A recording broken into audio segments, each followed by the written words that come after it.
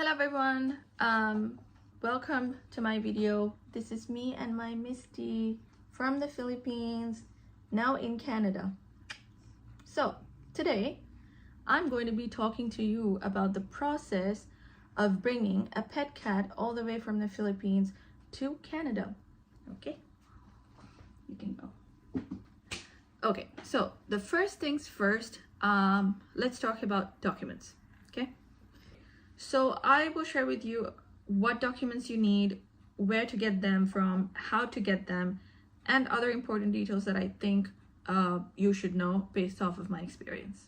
So the first is the record book of your cat. As I speak to you about these documents, you're going to see I'm going to post pictures of each of those documentations just so that you have an idea what they look like.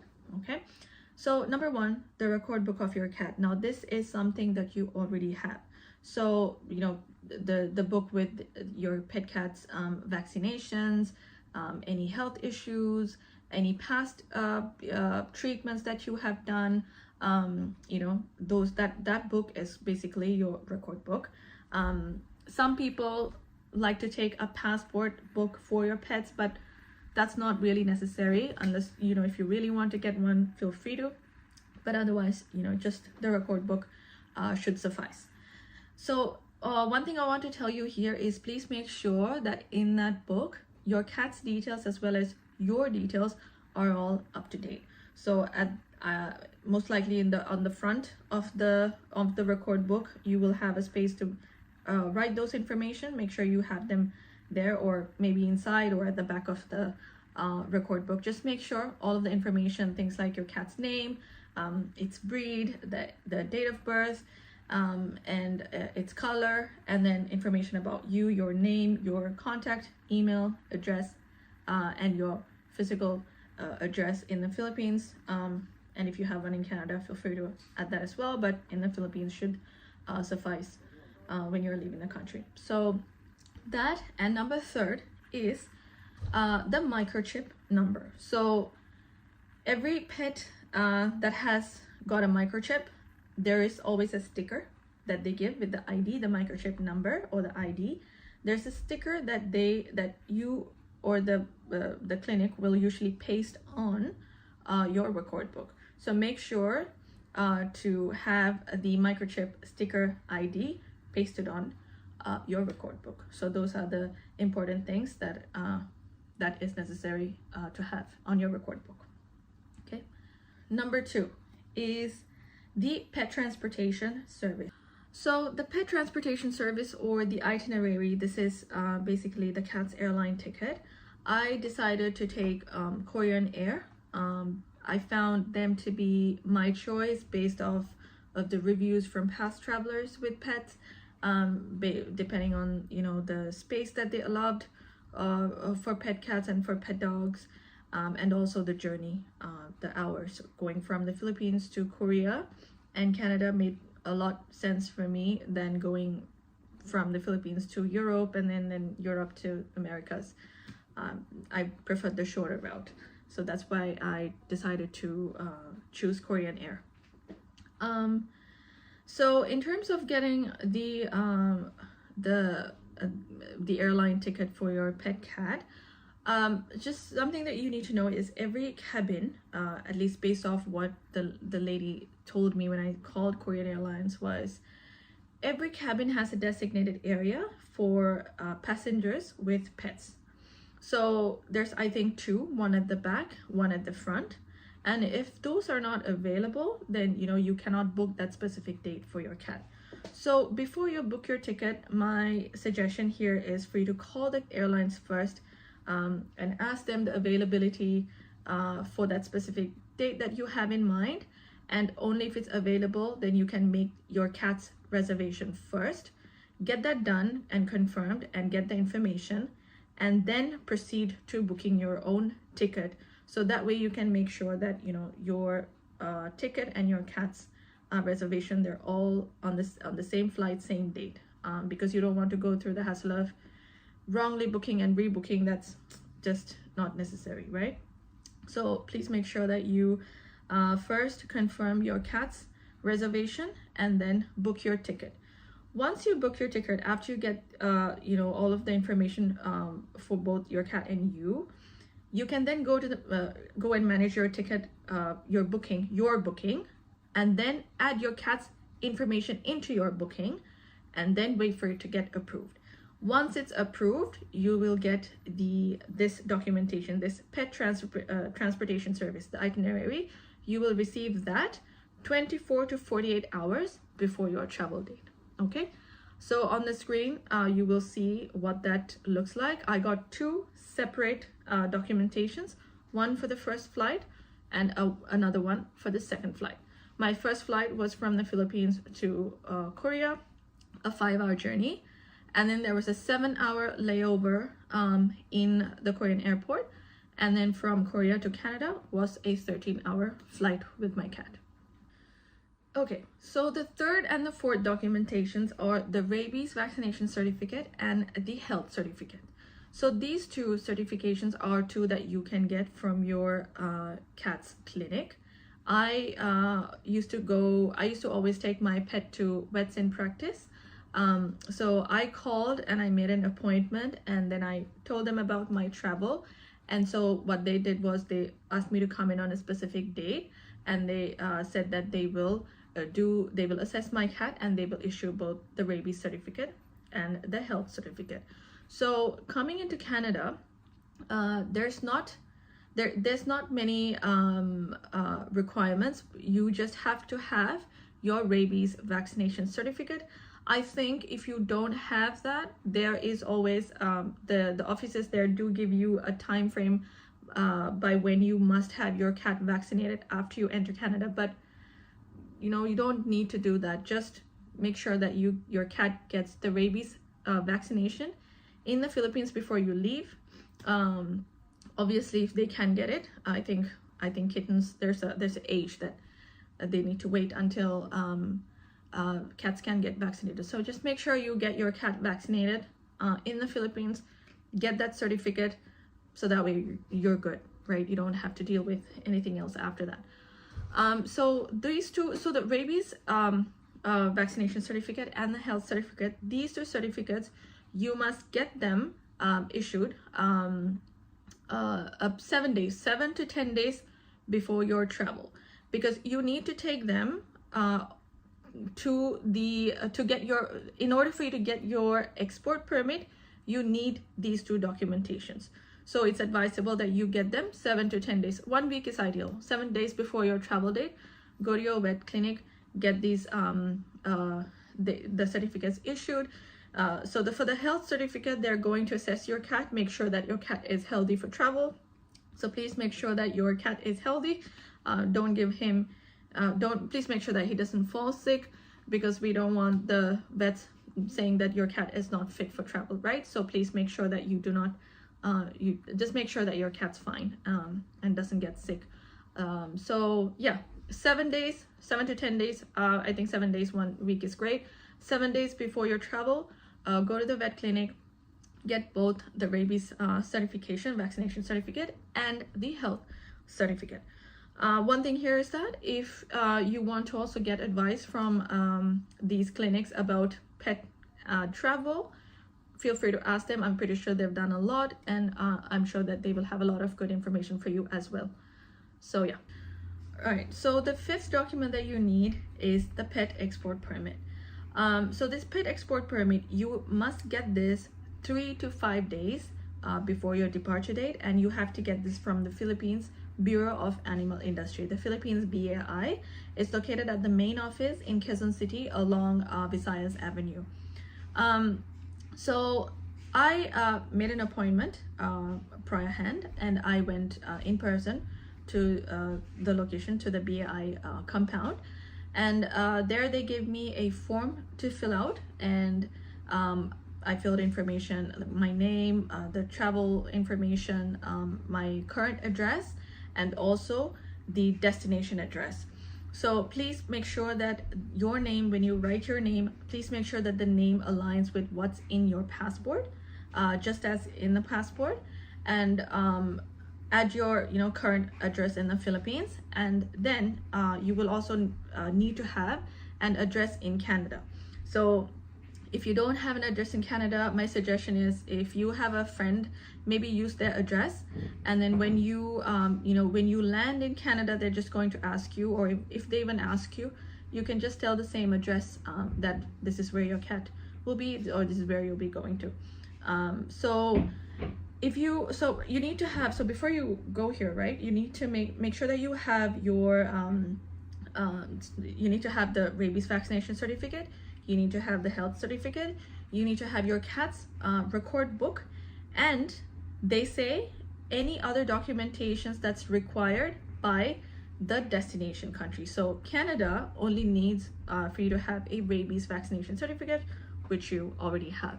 So make sure you have all of these documentations, and if you have them and you go there, you can get the export permit within that one visit. For me, it took me about 30 minutes to an hour. In between that, I took the permit and then I came out. So anyway, I'm going to in the description below, I will link a PDF named Guidelines. This is directly linked to the Philippines BAI website, which has the most up-to-date requirements. So please make sure that you read that before you travel, before you go to BAI, so that way you have the most up-to-date information. Okay. So those are the 5, like, documentations wise, the items that you need. But in addition to that, a few of the things that I'd like to share with you are certain things that you should take with you. Obviously, you need the carry-on baggage. I have linked in the description below a similar bag to the one I took, that you see in the pictures, that was found, that you can find on Amazon. But obviously the one that I bought was from Shopee. So if you're in the Philippines, you can get them from Shopee or Lazada. The bag that I got for my pet cat was expandable from the longer sides.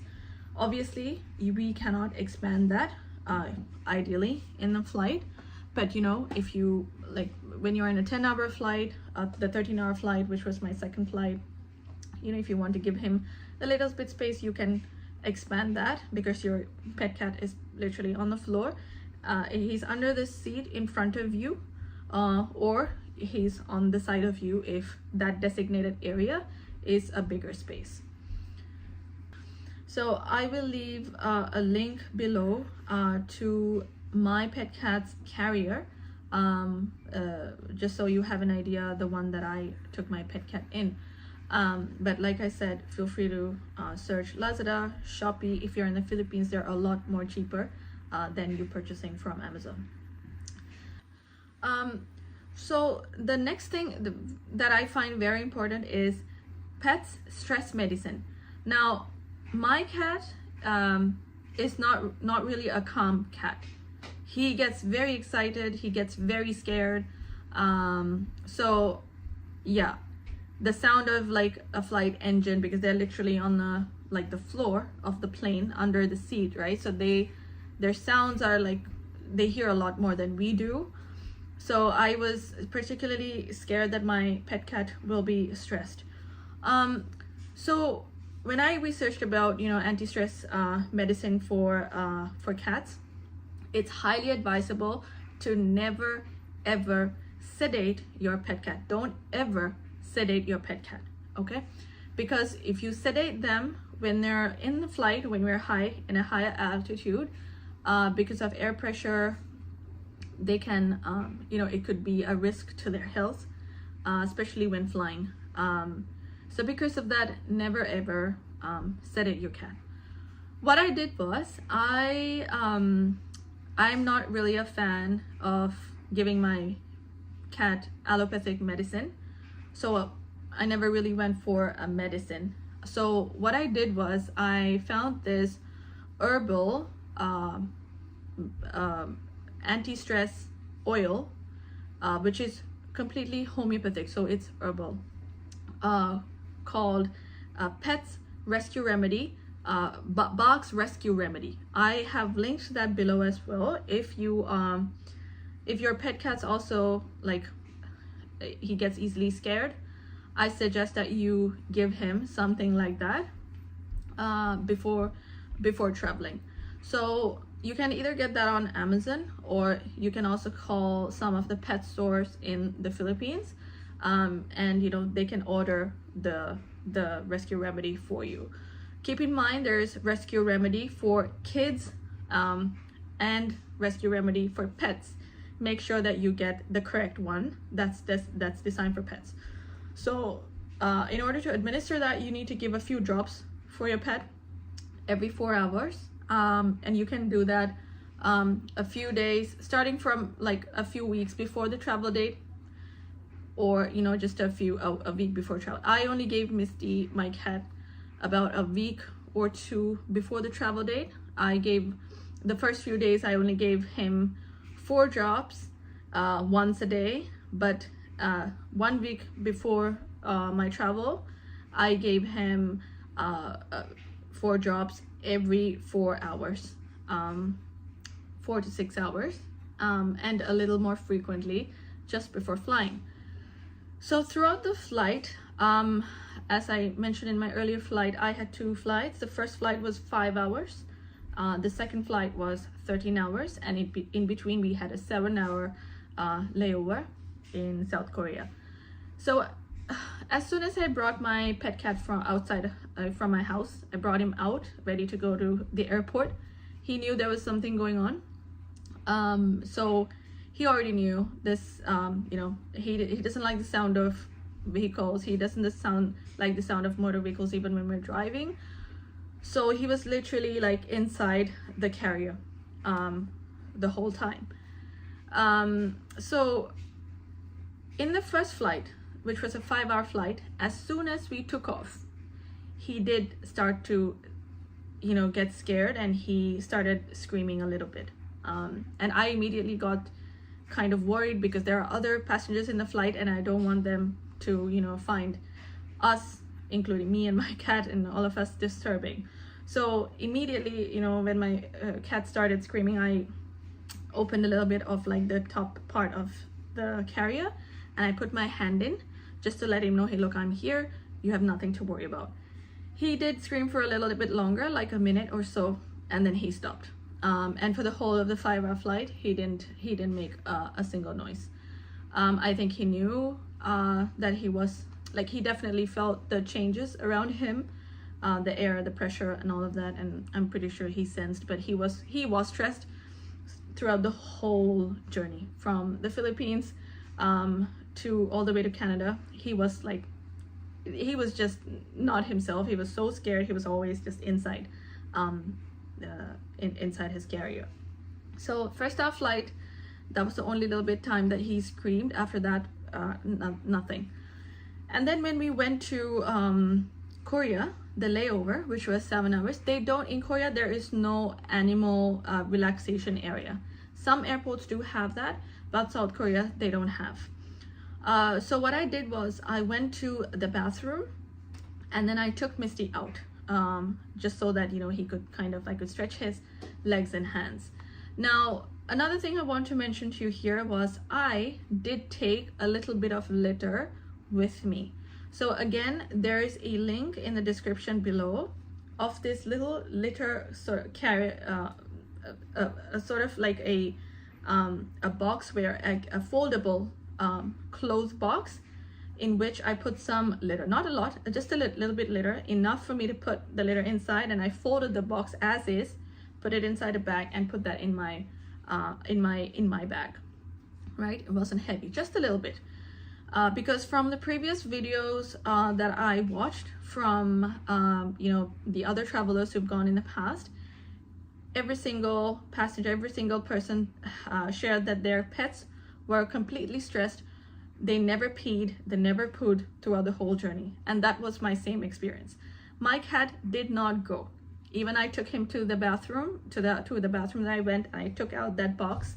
I laid it out just so that he will pee or poop, whatever. Nothing.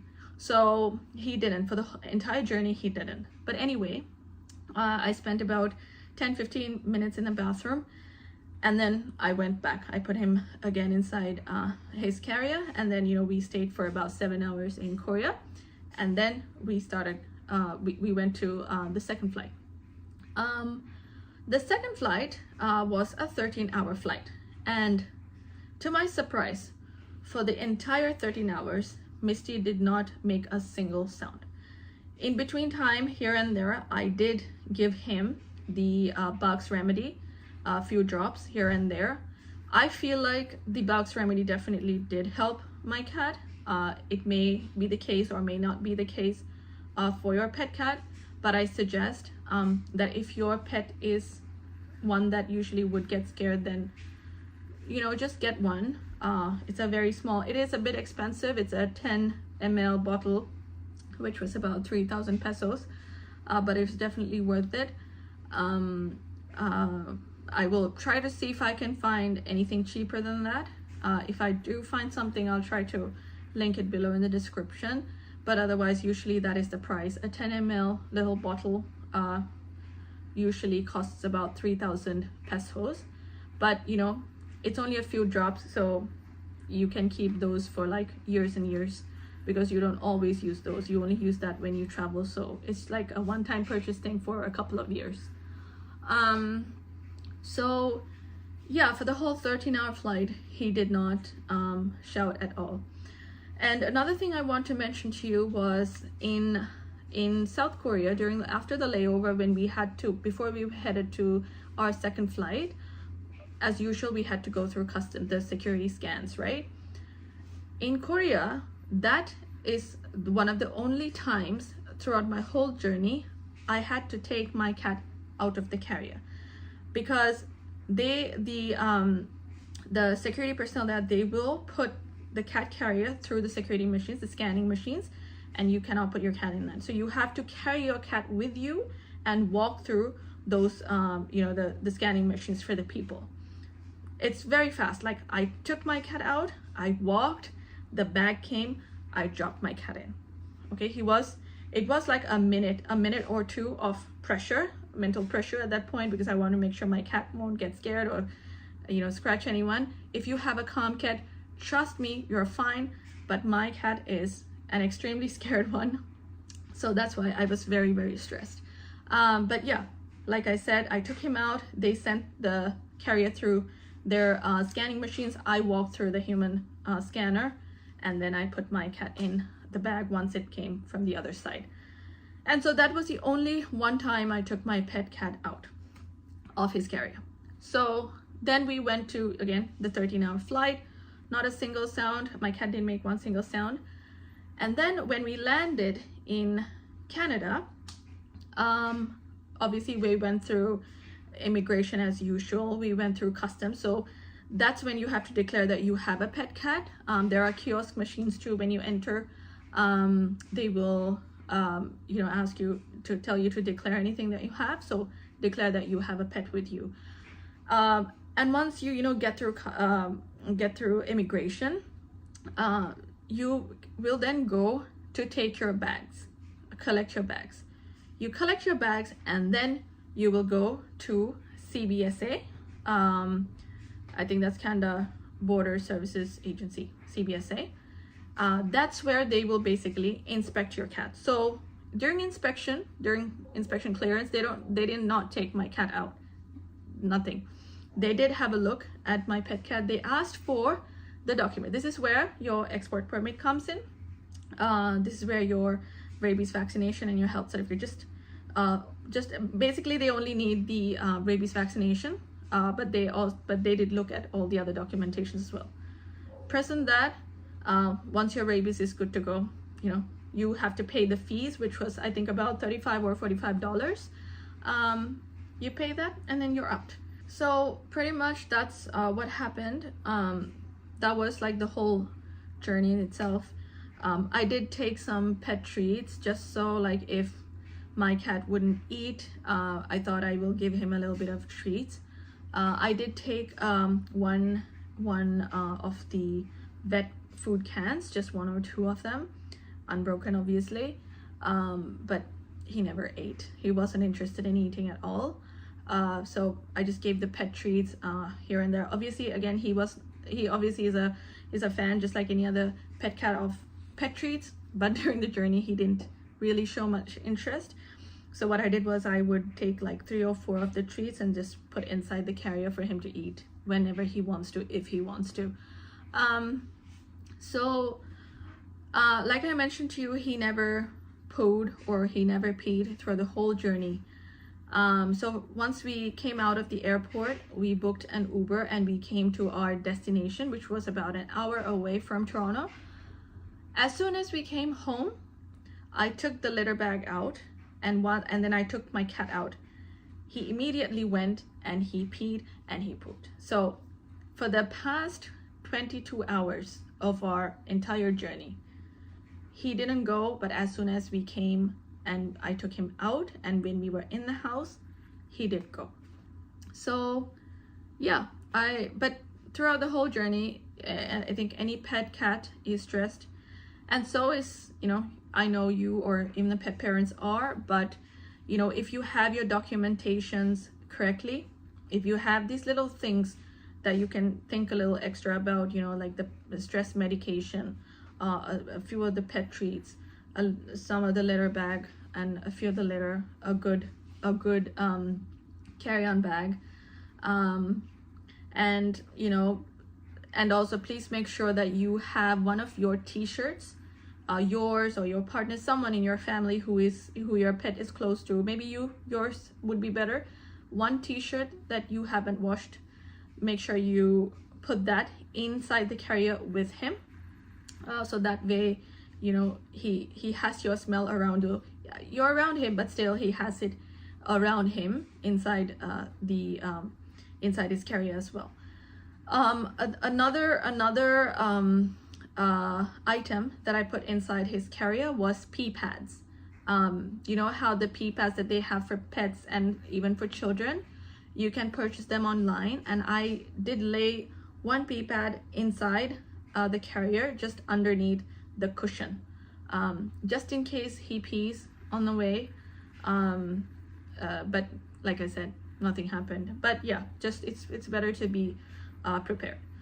So another topic, I guess, that is often in question by a lot of the people is about having to put in a microchip for your cat. Is it mandatory? I don't think so. I have never seen the need for one. They have not mentioned that. But is it highly recommended? Extremely highly recommended. 500%, I tell you, it is advisable, especially if you're traveling long distance, to get a microchip for your cat. It's not very expensive. I do not recall how much it was, but if you go to your vet clinic, tell them it's just like a few minutes. You know, they'll just chip on him. Yeah. And if ever, you know, your cat gets lost while you're traveling, whether you're not traveling, even if, you know, you just lose your cat, somebody runs away or anything unexpected like that happens, you know, a microchip with your details, your address, your contact information, that is one of the easiest and the best ways, you know, you can be informed about your cat all the time.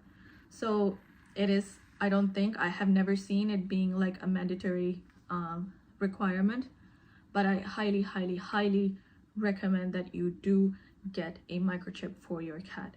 Like I mentioned at the beginning of this video, every microchip has an ID, and that ID is pasted on the record book, and you also get a certificate, a microchip certificate, with the ID information and the details, your details, your cat details, and the vet's detail as well.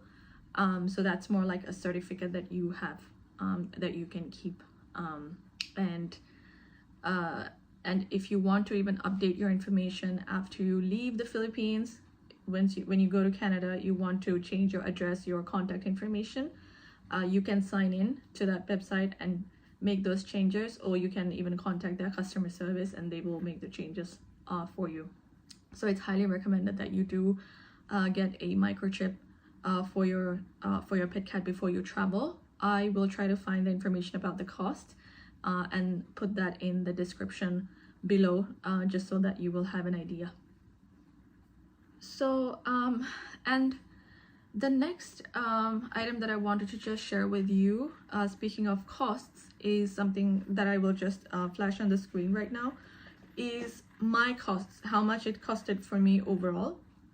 I just want you to know that these are costs that that I had to pay, right? They might be different from, you know, these for when you travel, whenever your travel date is. But just to give you a ballpoint figure of, you know, how much it could cost, if you see in the Philippines, right, the air ticket for me was only USD 300 US dollars. So this I did not pay this amount when I made the reservation. I paid this when I went to the airport and when I was checking in. That's when you have to pay. So USD 300 is somewhere around 16,000, but just to be on the safe side, I'm just gonna put a higher price because we don't know, prices might have increased. So just keep it at 1920, around that. Then the health certificate and the rabies vaccination certificates, I got them from the clinic, the vet clinic. I go to, like I mentioned, I go to Vets in Practice. So they charged me around 3,500 for both these certifications. The export permit, I don't recall paying any amount. So for the Philippines, those were the only two amounts that I paid. And then in Canada, like once I landed in Canada, if you recall, I mentioned that we have to go through CBSA for a quick inspection or clearance. So this is where you pay the clearance fees, and this is somewhere around 35 Canadian dollars, right? So it's 30 plus $5 is the tax. So 35 overall comes to about 1,500. So altogether, I'd say somewhere around 25,000 pesos is how much the cost was for me. Again, these are the costs that, you know, I paid, the prices that I paid. These might differ for you. I'm only sharing this just for you to have an idea about, you know, how much I spent. Okay, so this brings us to the end of this video. So I have this PowerPoint deck that I had created. I will polish it a little bit further, and I will try to leave a link below in the description as well, so that way you have everything noted down, just a few slides. That way you don't have to spend a lot of time having to write these down or watch this video again. So yeah, I'll leave that in the description below. So yeah, if you have any questions for me, please leave them in the comments below. I will also leave the email address if you want to, you know, email me. Feel free to email me if you want to drop your comments below. Please feel free to comment below. There's a small shorts video that I have made of my whole journey. Just a short video that I will link below if you want to have a look at what it looked like. It's there as well. Feel free to have a look at that. So yeah, thank you for watching, and again, leave your comments. I'm more than happy to answer. And if you need any more content regarding my travel, anything specific that you want me to research and share with you, I'm happy to do that as well. So yeah, I wish you and your pet a good journey, and make sure that you have your documentations and the things that you need, and you'll be fine. And yeah, have a safe trip. Thanks everyone for your time. This is Misty and Tanya logging out, and good night to all of you. Oh, let me see. Look. Yeah. Not in the mood.